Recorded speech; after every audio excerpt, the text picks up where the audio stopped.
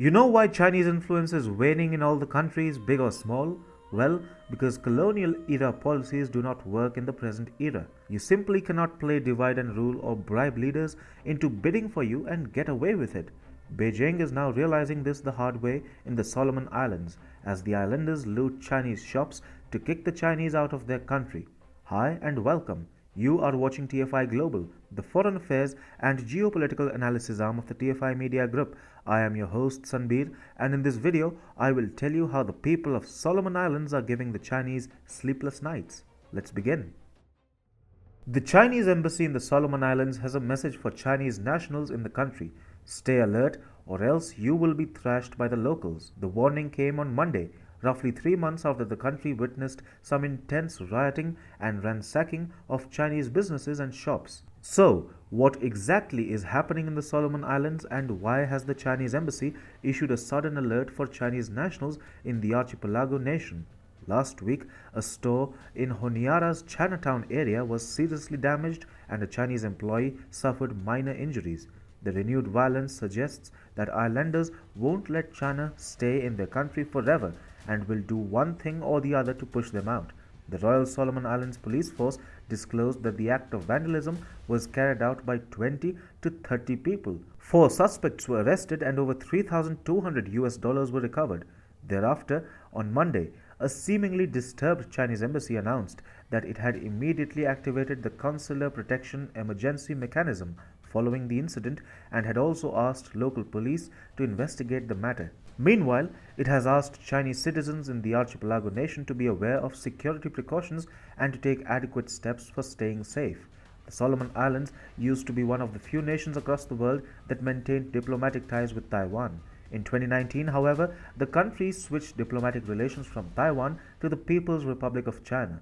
The move was objectionable, but the Solomons' government sold it to the inhabitants of the country with the pretext of benefiting more from China than from Taiwan. Soon, however, significant problems emerged. For starters, Daniel Suidani, the premier of Malaita, wasn't on board with the central government's decision to embrace China. Malaita is the second largest and most populous province in the archipelago, and therefore Suidani's disapproval was significant. Later, the people of Solomon Islands would realize that the government's China embrace was rather problematic. Hey, it's me Atul. I started this channel. We started small, we went big. Suddenly, the whitey police was after us. We dodged and ducked, but the algos got us really bad. So we designed our own app. It's free. We never asked for money, we never will. But the droid called us too sensitive and blocked us. We still have an Apple app. Join us and fast, because if you don't, we will cease to exist. Check out the link in the description. Taiwan had warned the Solomon Islands of the Chinese debt trap in 2019 itself. However, in 2020, Taiwan's warning came back to haunt the Solomon Islands. Documents leaked to the ABC revealed that the Solomon Islands' government discussed a $100 billion loan from China. Yes, you heard it right. $100 billion of loan, an amount 77 times the GDP of the Pacific Island nation. I don't need to tell you what China was doing, do I? Beijing was literally trying to buy out the small archipelago nation with a huge loan. The Solomon Islands would have defaulted in all certainty, and then China would have established a strategic base in the Pacific, creating a security threat for both Australia and the United States.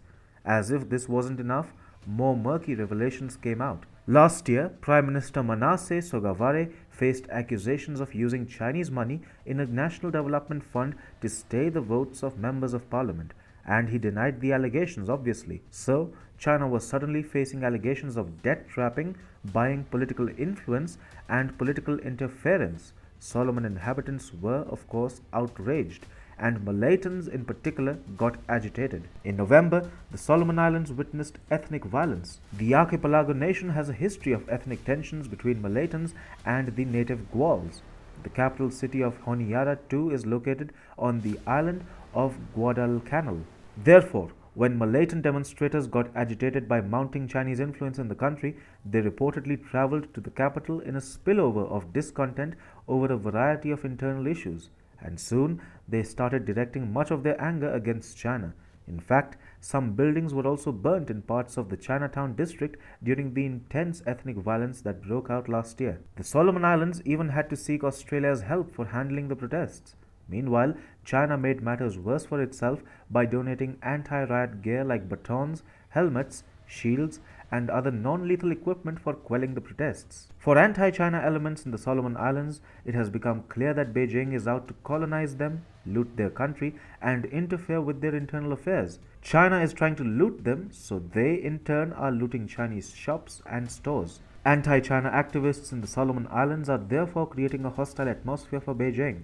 They are making it clear to the Chinese nationals that a heavy cost will have to be paid for their malicious activities in the archipelago nation.